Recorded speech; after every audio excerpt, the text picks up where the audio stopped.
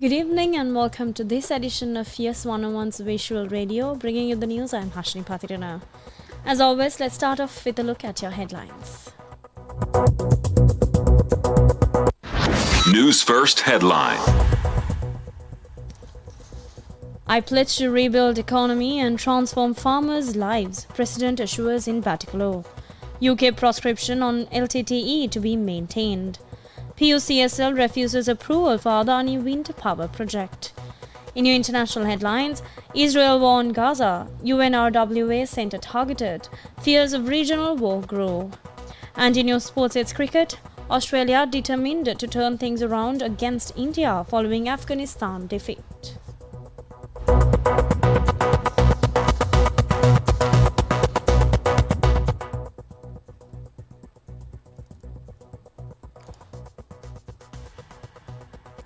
Now, taking a look at your top local story, President Ranil Wickremesinghe emphasized his commitment to revitalizing the country's economy while highlighting transformative changes in the lives of farmers. The president made these remarks during the inauguration of a groundnut processing center in Karadiyanaru, which was constructed at a cost of 55 million rupees under the Agricultural Modernization Program of the Ministry of Agriculture. During the event held this morning, the president participated in traditional Tamil rituals as part of the reception.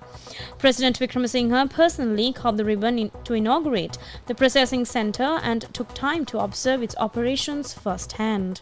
In addition to the inauguration of the groundnut processing center, the president distributed laptops to agricultural organizations during a subsequent ceremony. Meanwhile, President Wickremesinghe visited the pomegranate farm today, situated in Mailampavali, Chenkaladi, and this farm spans approximately 150 acres and supports around 300 farmers. Notably, these farmers achieved a substantial harvest last year, generating earnings of about 3.6 million rupees from just half an acre of its cultivation. Governor of the Eastern Province, Senthil Tondaman, State Minister S. Vyalendran, Senior Advisor to the President on National Security and Chief of Presidential Staff Sagla Ratnayaka were present on the occasion.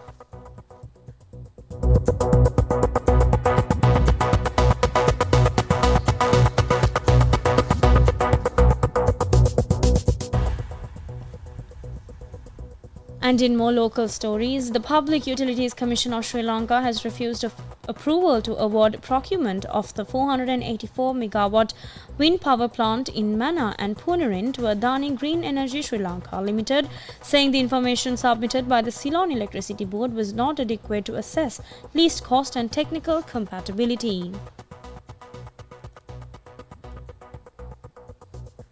Now, in a letter to the CEB's acting general manager, the PUCSL pointed out critical missing information, including schedules of the draft power purchase agreement between the CEB and the AGESL. In the letter, the PUCSL has requested additional information from the CEB, including the missing documents and results of an interconnection and operational study. The PUCSL conditioned its approval on the CEB's submission of the information and justifications. More details on this are available at www.newsfirst.lk.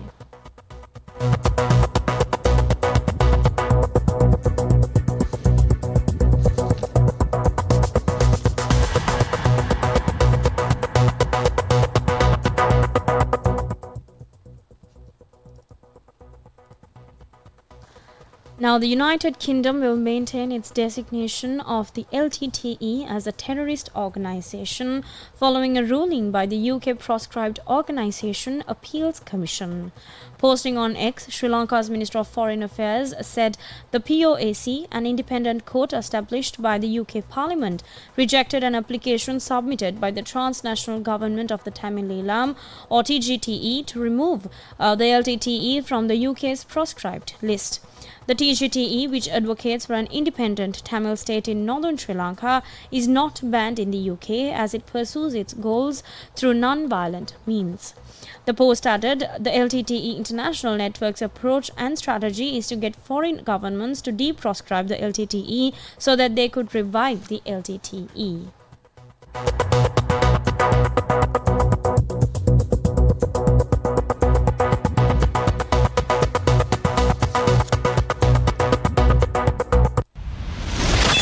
international news.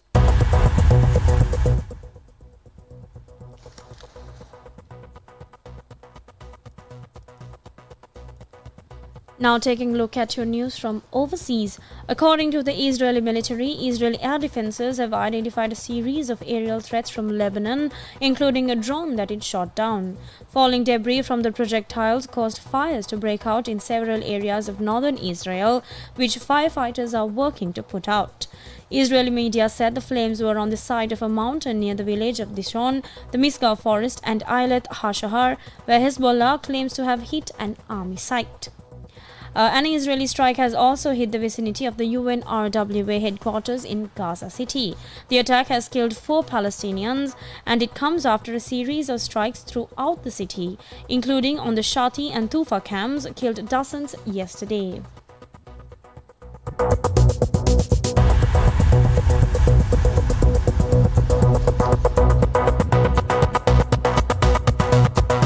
Sports news.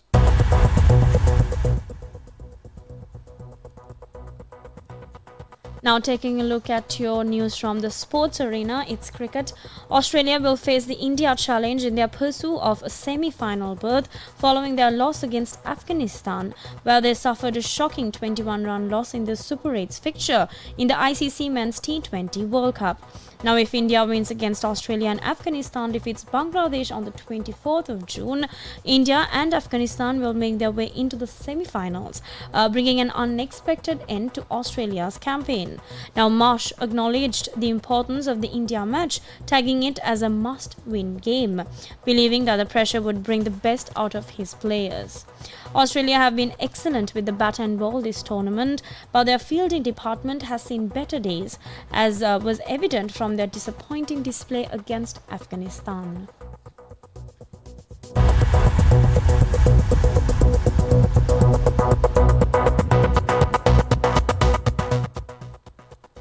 And with that, we wrap up this edition of Yes 101's Visual Radio. I'm Hashini Pathirana. Thank you for watching and good night.